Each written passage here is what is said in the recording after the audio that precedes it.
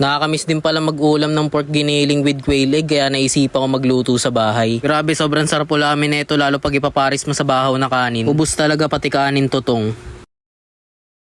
So ngayon meron ako dito 2 perasong sibuyas. Gagayatin ko lang yan ng pahaba. Kaya nang bahala ko anong gayat yung gusto nyo sa akin kasi gusto ko ganito eh. Yung bawang tinanggal ko lang yung matigas sa part tapos minins ko lang parang ganito lang. Yung 2 carrots tatanggalin ko lang yung magkabilang dulo nito tapos babalatan ko lang. Kaya nang bahala ko anong gayat yung gusto nyo sa akin kasi gusto ko yung pangginiling eh. Yung ganito kalalaki okay na yan. After ko magayat ng carrots binalatan ko na nga pala tong 3 perasong patatas. Bali gagayatin ko lang din to ng same lang sa may carrots. Ganun lang din kalalaki yung gagawin ko. And parang ganito lang guys oh. Bali sa 2 bell pepper tatanggalin ko lang yung mga buto nito. Tapos gagayatin ko na lang yan ng pahaba guys. Kaya nang bahala ko ano yung gayat yung gusto nyo. At syempre dahil sa palengke ko binili yung giniling ko, hinugasan ko nga pala to. Para talaga malinis yung pagkakaluto ko. Tapos nagsalang na ako ng wok pan, naglagay na ako ng mantika at nagisa na ako ng bawang. Bali ginisagisa ko nga lang pala yung bawang ng konti. Tapos sinunod ko na tong mga onion natin guys. Konting gisa-gisa lang ulit at isusunod na natin dyan yung konting bell pepper. Yung tinira ko mga bell pepper sa uli ko na nga pala ilalagay yan pagpaluto na. Gusto ko kasi yung konting bell pepper medyo crunchy eh. Sinabay ko na nga pala sa gisa tong mga giniling natin guys. Para kumapit yung lasa ng mga aromatics natin. Habang ginigisa ko to sa isang kasirola, naganda na nga pala ako ng tubig. Kasi papakuluan ko nga pala yung mga nabili kong quail eggs kanina. Medyo marami na nga pala to pero 70 pesos lang yung bili ko dyan. Habang pinapakuluan ko yung quail eggs natin, ginigisa ko nga lang pala to hanggang sa matanggal yung tubig niyan guys. Kalipas na ilang minuto, luto na nga pala yung mga quail egg natin kaya pinatay ko na. Bali papalamigin ko nga lang pala tong mga itlog ng pugo kasi sabi ng kapatid ko siya na daw yung magbabalat. Binalawan ko lang siya ng malamig na tubig para mabilis siya mahawakan. Sobrang init kasi nito, talagang pinalamig ko kasi baka mapaso yung kapatid ko. Nag-enjoy siya sa pagbalat ng itlog oh. Tapos nawala na yung parang sabaw, nilagay ko na tong carrots natin. At susunod ko na nga palang ilalagay yung mga patatas natin guys. Konting toast-toast lang yan. Hanggang sa maghalo-halo na. At halo-haluin nga pala natin yan para maluto yung patatas at saka yung carrots na nilagay natin. Tapos ilagyan ko nga pala ng tomato sauce guys, napaka-solid niyan. At halo-haluin lang natin para magpantay yung lasa. Nakulangan nga pala ako sa tomato sauce kaya naisipan ko lahatin na tong tomato sauce na malaki guys. Tapos nag-add na ako ng water, tansya-tansya na lang. Tapos halo-haluin ko lang din para magpantay yung lasa. Marami pa nga pala ako hindi nalalagay kaya naglagay na ako ng paminta. Tapos konting halo-halo lang ulit. Tapos lalagyan ko lang ng patis kasi nakulangan ako sa alat. Habang abala ako sa pagluluto, hindi pa nga pala tapos magbalat yung kapatid ko ng mga quail eggs guys. Tapos bumalik ako dito sa niluluto ko. Ang dami ko pa palang hindi nalalagay kaya hinalo-halo ko muna. Bago ko lagyan, ang dahon na legal.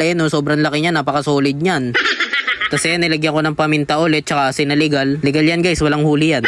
Kasi halu-haluin lang natin uli yan guys para magpantay yung lasa. Tsaka ako naman to lalagyan ng oyster sauce. Maliit lang yan guys pero nilahat ko na. Tapos nag-add lang din ako ng konting sugar para mabalance yung lasa. Iba nga nilalagyan pa to ng pork cubes pero ako hindi ko nalalagyan. Syempre pampakompleto dyan yung green peas Nagkamali ako ng bili, yung malambot na yung nabili ko. Tapos yung tirang bell pepper ilalagay ko na rin yan dyan. At syempre nabalatan na yung mga quail eggs kaya ilalagay ko na rin yan dyan sa niluto kong pork giniling. Tignan nyo naman kung gaano ka solid yan. Ready na yan guys, pang food trip. Naku, pag ito talaga yung ulam nyo, extra rice ka talaga. Damay pati tutong na matigas. Yan, plating na nga pala tayo. Kumuha lang ng konting kanin. Syempre, yung ulam natin pang 2 person yan. Hindi yan pwedeng konti lang. Syempre, pang kompleto na drinks mo dyan. Yung coke, to sobrang lamig. Ay, talaga naman. Tapos lalagyan mo pa ng chubay. Talaga naman. Gusto na ito mapapanood ng alas 12. Gugutumin ka talaga. Solido rin yung pork giniling with quail egg na to guys. Naparami ako ng kain dito. Sigurado kahit marami yung niluto ko, wala matitira dun. O siya, paano? Kumain ka na ba? Kung hindi ka pa kumakain, kumain ka na. Okay guys, yun lang muna for today's video. Sa mga susunod natin pagkikita. Paalam!